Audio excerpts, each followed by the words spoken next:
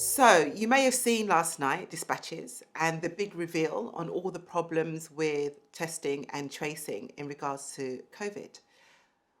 Well, I wasn't that surprised because we've been talking about it on Byline TV now for the last 6 weeks.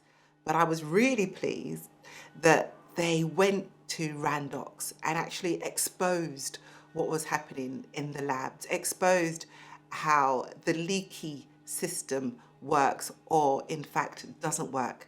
But what I say is this is the importance of the independence of Byline News, Byline TV.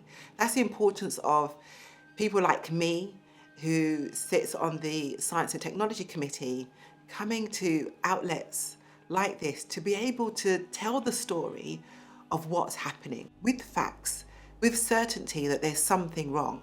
And hopefully all the other media outlets will start to catch up.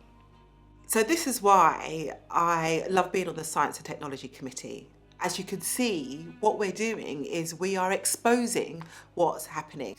That's why lots of the references went back to the evidence session with Dido Harding and the evidence session with Matt Hancock. In both of those evidence sessions, we exposed not only the failure of government, but we exposed a lot of gaps and questions. Where has all the money gone? That's the big question in all of this. So on the Science and Technology Committee, it really doesn't matter what political party you belong to, because at the end of the day, our job is to get to the evidence of the matter, to investigate the science, to investigate the technology, to investigate those who are in front of us and really tease out the details of what's happening. And so we work together as a team because ultimately it's important for us to get the truth out of the situation and for the public to understand what's happening and also for us to understand what's happening. So everything around testing and tracing, why was it that Dido didn't see what was coming in regards to capacity issue? Why was that?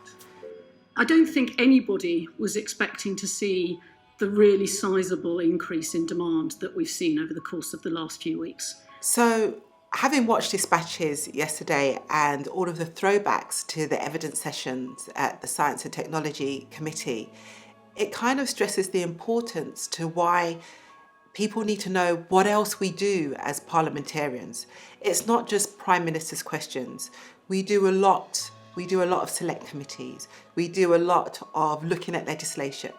And it's so vital because without being on the Science and Technology Committee, I wouldn't know as much as I know now about the fight around the coronavirus, about the leaky test and trace system, about the fact that if 80% of people are not contacted, then it has a real marginal effect on the outcome.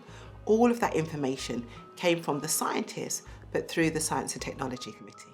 At one of the committee sessions, when we was taking evidence from Matt Hancock, I asked him about Topham Gurrin.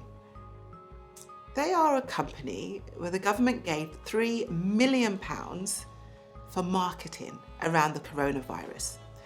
When I questioned Matt about this, he said he didn't know anything about it and he didn't know what they did because, and I quote, it's not part of his department. No.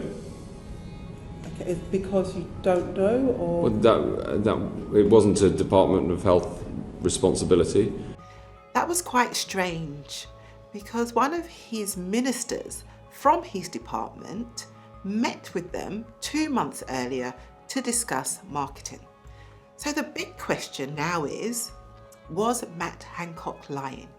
Byline Times and Good Law Project have been investigating contracts made by the government, and I established via official records of ministerial meetings that on the 26th of May, almost 2 months prior to my question, a telephone call had taken place between a health minister and Topham Gurrin Limited to discuss, and I quote, test and trace marketing. Madam Deputy Speaker, ministers must be honest and transparent, especially when they're given evidence to a House of Commons committee. However, by omitting this vital information, I fear that the Secretary of State may have inadvertently misled myself and the committee. It's either he was lying, and some people have questioned why I didn't mention lying on the floor of the House in Parliament. We're not allowed on the floor of the House to call other MPs a liar. But seeing as I'm at Byline TV and not the House of Commons, I can actually call Matt Hancock a liar. So my question to Matt is, why did he lie to me and the committee and to the general public? That's the next question that we need answering. So there's a couple of things. The reason why I do Byline TV is because I can talk freely about what I do on the Science and Technology Committee. And I think people need to know what I do, what the committee does, and how we do it. I think it's important that people know what's being done. I mean, otherwise, I wouldn't know that the government has overspent the budget by £2 billion. How and why they have done that, we'll know because we will ask those questions at the committee.